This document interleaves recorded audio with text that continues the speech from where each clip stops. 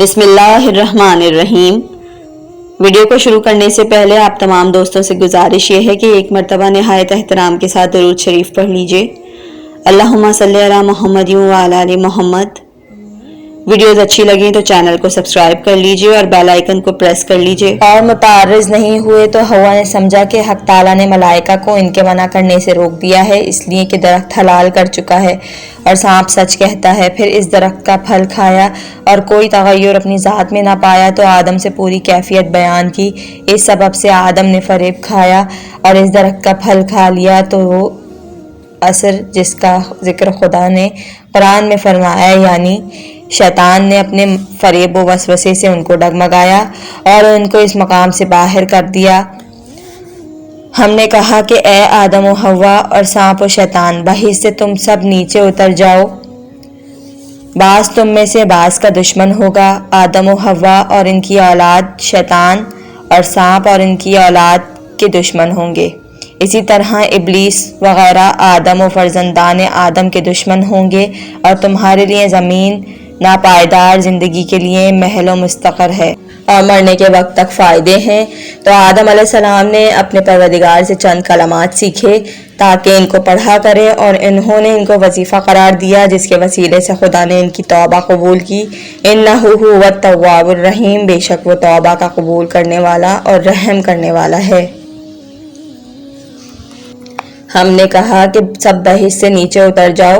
امام علیہ السلام نے فرمایا کہ پہلے خدا نے حکم دیا کہ چلے جائیں، اور ساتھ ہی فرمایا کہ سب ساتھ جائیں اور کوئی کسی سے قبل و بعد نہ جائے گا۔ سانپ بہشت میں سب حیوانوں سے بہتر تھا اور شیطان کا نیچے آنا بہشت کے اطراف میں ست تھا، اس لیے کہ اس پر بہشت میں داخل ہونا حرام تھا، یعنی اے آدم و ابلیس، اگر میری طرف سے تمہارے پاس اور تمہاری اولاد کے پاس ہدایت پہنچے تو جو میری ہدایت کی پیروی کرے گا اس پر اس وقت کوئی خوف نہ ہوگا، جبکہ مخالفت کرنے والے خوف زدہ ہوں گے، اور وہ نہ اندوہناک ہوں گے جس وقت کے روگردانی کرنے والے اندوہناک ہوں گے۔ حضرت امام حسن عسکری علیہ السلام نے فرمایا کہ جب حضرت آدم علیہ السلام کی خطا معاف ہو گئی، انہوں نے اپنے پروردگار سے عذر خواہی کی اور کہا کہ خداوند میری توبہ و عذر خواہی کو قبول فرما اور مجھ کو وہی مرتبہ جو مجھے حاصل تھا عطا کر اور اپنے قرب سے میرا درجہ بلند قرار دے۔ بے شک گناہ کا نقصان اور اس کی مذلت میرے تمام بدن اور اعضاء میں ظاہر ہو چکی ہے۔ حق تعالیٰ نے فرمایا کہ اے آدم، کیا تجھے یاد نہیں جو میں نے حکم دیا تھا کہ مجھ کو شدتوں، بلاؤں اور مصیبتوں میں محمد و آل محمد کے وسیلے سے پکارنا؟ آدم نے عرض کی، ہاں پالنے والے، مجھے یاد نہ تھا۔ خدا نے فرمایا، انہی بزرگواروں خصوصاً محمد و علی و فاطمہ، حسن و حسین صلوات اللہ علیہم کے ذریعے سے مجھ سے دعا کرو تاکہ میں تمہاری طلب و خواہش سے زیادہ قبول کروں اور اپنی بخشش میں اس سے اور اضافہ کروں جس قدر تمہارا ارادہ ہو۔ اور آدم نے کہا، اے میرے معبود، تیرے نزدیک ان کا درجہ اس درجے بلند ہے کہ تیری طرف ان کے ساتھ متوسل ہونے سے تو میری توبہ قبول کرتا ہے اور میرے گناہ بخشتا ہے، حالانکہ میں وہ ہوں کہ ملائکہ نے مجھے سجدہ کیا اور تو نے بہشت کو میرے لیے مباح کیا اور بلند مرتبہ فرشتوں کو میرے لیے خدمت میں رہنے کا حکم دیا۔ حق تعالیٰ نے فرمایا کہ اے آدم، میں نے تمہارا سجدہ ملائکہ کو حکم کیا اس لیے کہ ان کے انوار کے حامل تھے، اور ان انوار مقدسہ کا واسطہ دے کر پہلے ہی تم سوال کرتے تو میں تم کو گناہ سے بھی محفوظ رکھتا اور تمہارے دشمن ابلیس کے فریب سے تم کو آگاہ کر دیتا، لیکن جو کچھ میرے علم میں گزر چکا تھا واقع ہوا۔ اب مجھ سے ان کے توسل سے دعا کرو تاکہ میں قبول کروں۔ حضرت آدم علیہ السلام نے کہا کہ خداوند، تجھ کو محمد و علی و فاطمہ، حسن و حسین علیہم السلام اور ان کی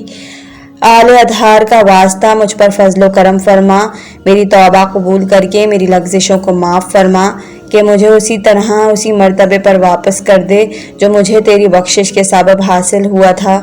حق تعالیٰ نے فرمایا کہ تیری توبہ میں نے قبول کی، برضا و خوشنودی تیری جانب رخ کیا اور اپنی رحمتوں اور نعمتوں کو تیری طرف پھیر دیا اور تجھ کو اسی مرتبے پر واپس کیا جو میری کرامتوں کے سبب سے تجھے حاصل تھا، اور اپنی نعمتوں سے تیرے حصے کو اور زیادہ کیا۔ امام علیہ السلام نے فرمایا کہ یہ ہیں ان کلمات کے معنی جو آدم نے خدا سے سیکھے تھے۔ پھر خدا نے آدم و حوا، ابلیس اور سانپ سے خطاب فرمایا کہ تمہارے لیے زمین محل و استقرار اقامت ہے، جس میں کہ تم خوش و خرم رہو گے اور شب و روز تحصیل آخرت میں کوشش کرو گے۔ بس کیا کہنا ہے کہ اس کا جو اپنی زندگی تحصیل آخرت میں صرف کرے، یعنی تمہارے مرنے کے وقت تک تمہارے لیے زمین پر فائدے ہیں، کیونکہ خدا زمین سے زراعت و میوہ جات تمہارے لیے پیدا کرتا ہے اور تم کو ناز و نعمت کے ساتھ رکھتا ہے۔ اسی کے ساتھ بلاؤں کے ذریعے سے تمہارا امتحان بھی لیتا ہے، کبھی نعمات دنیا سے تم کو لذت بخشتے گا تاکہ نعمات آخرت کو یاد کرو جو خالص اور پاک ہیں، اس محنت کو جو نعیم دنیا سے عدم انتقاء کا باعث ہے اس کو باطل قرار دیتا ہے، یعنی بغیر محنت و کوشش کے دنیاوی نعمتوں سے نفع حاصل کرنا ممکن نہیں، لہٰذا آخرت کے خالص ابدی نعمت کے مقابلے میں اس مشقت و محنت سے آلودہ لذت کو ترک کرو اور ذلیل و حقیر سمجھو۔